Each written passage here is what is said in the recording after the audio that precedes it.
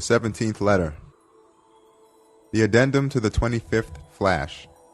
A letter of condolence on the death of a child. And in his name be he glorified, and there is nothing but it glorifies him with praise.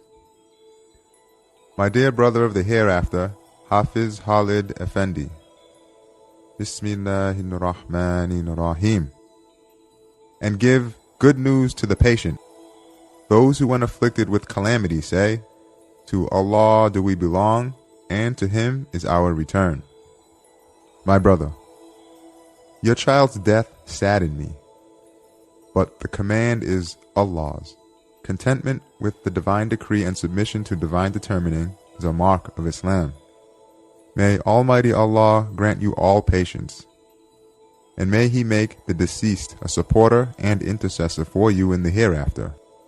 I shall explain 5 points which are truly good news and offer real consolation for you and pious believers like you. First point. The meaning of the phrase, immortal youths, in the all-wise Qur'an is this. With this phrase, the verse indicates and gives the good news that the children of believers who die before reaching maturity will remain perpetually as eternal, lovable children in a form worthy of paradise. That there will be an everlasting means of happiness in the embrace of their fathers and mothers who go to paradise. That they will be the means for ensuring for their parents the sweetest of pleasures like loving and caressing children. That all pleasurable things will be found in paradise. That the statements of those who say that since paradise is not the place for reproduction, there will be no loving and caressing of children are not correct. And that gaining millions of years of pure, pain-free loving and caressing of eternal children in place of a short time like 10 years of loving children mixed with sorrows in this world is a great source of happiness for believers. Second point. One time a man was in prison. They sent one of his lovable children to him.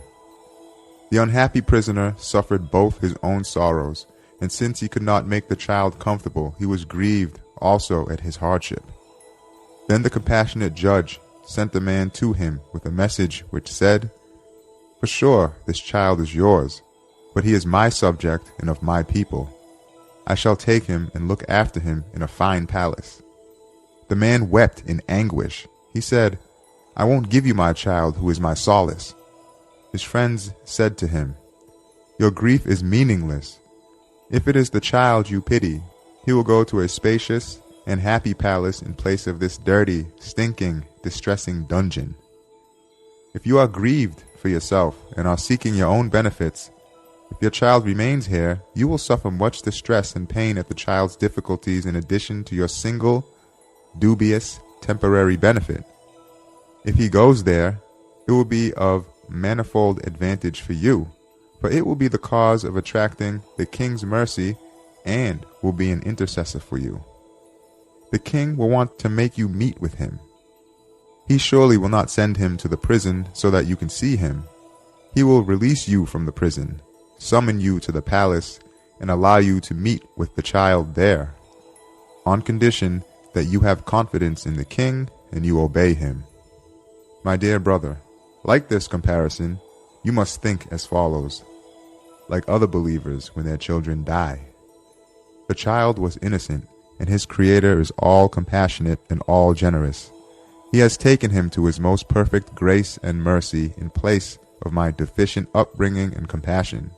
He has released him from the grievous, calamitous, difficult prison of this world and sent him to the gardens of paradise. How happy for the child! If he had stayed in this world, who knows what form he would have taken? Therefore, I do not pity him. I know him to be fortunate. There remains the benefits for myself, and I don't pity myself for those, and I do not grieve and be sorrowful. If he had remained in the world, he would have secured 10 years of a child's temporary love, mixed with pains. If he had been righteous, and if he had been capable in the matters of the world, perhaps he would have helped me. But with his death, he has become like an intercessor who is the means to 10 million years of a child's love in eternal paradise and to everlasting happiness.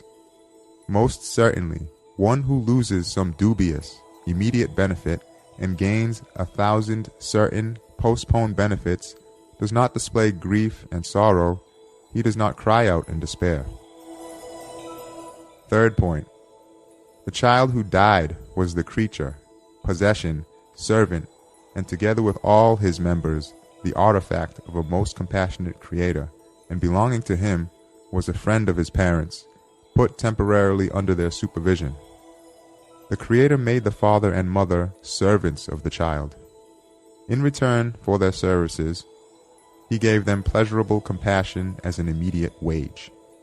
Now, if as the requirement of mercy and wisdom, that all-compassionate Creator, who owns 999 shares out of 1,000 of the child, takes the child from you and puts an end to your service, to cry out in grief and despair due to that apparent single share in the face of the true owner of the 1,000 shares in a manner that recalls complaint, does not befit a believer. It befits, rather, the people of neglect and misguidance. Fourth point. If the world had been eternal, and man was to have remained in it eternally, and separation had been eternal, grievous sorrow and despairing woe would have had some meaning. But since this world is a guest house, wherever the dead child has gone, you and we too shall go there. Moreover, this death is not particular to him, it is a general highway. And since separation is not forever, in the future, both in the intermediate realm and in the hereafter, he will be met with. One must say, the command is Allah's. He gave him and He took him away. One must say, all praise be to Allah for every situation, and offer thanks in patience. Fifth point. Compassion. One of the most subtle, beautiful, agreeable, and sweet manifestations of divine mercy is a luminous elixir. It is much more direct than passionate love. It swiftly becomes a means to union with Almighty Allah. Metaphorical love and worldly love are transformed into true love with the greatest difficulty and find Almighty Allah, but compassion binds the heart to Him in a shorter, purer fashion and without difficulty. Both father and mother love their child more than all the world.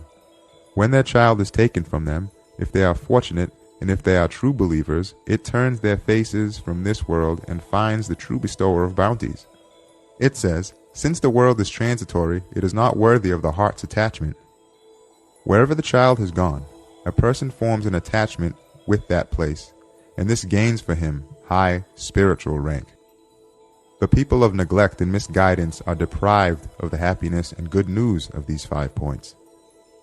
You can see from the following how grievous their situation is. They see their only child in the throes of death, and due to their imagining the world to be eternal, and as a result of their heedlessness and misguidance, they think death is non-existence and eternal separation. They think of him in the earth of his grave in place of his soft bed, and due to their heedlessness or misguidance, they do not think of the paradise of mercy and heaven of bounty of the most compassionate of the compassionate. You can see by comparison what despairing sorrow and grief they suffer. Whereas belief and Islam say to the believer, his all-compassionate Creator will take this child of yours, who is in the throes of death, from this base world and take him to paradise. He will make him both an intercessor for you and an eternal child. Separation is temporary. Do not worry. Say, the command is Allah's.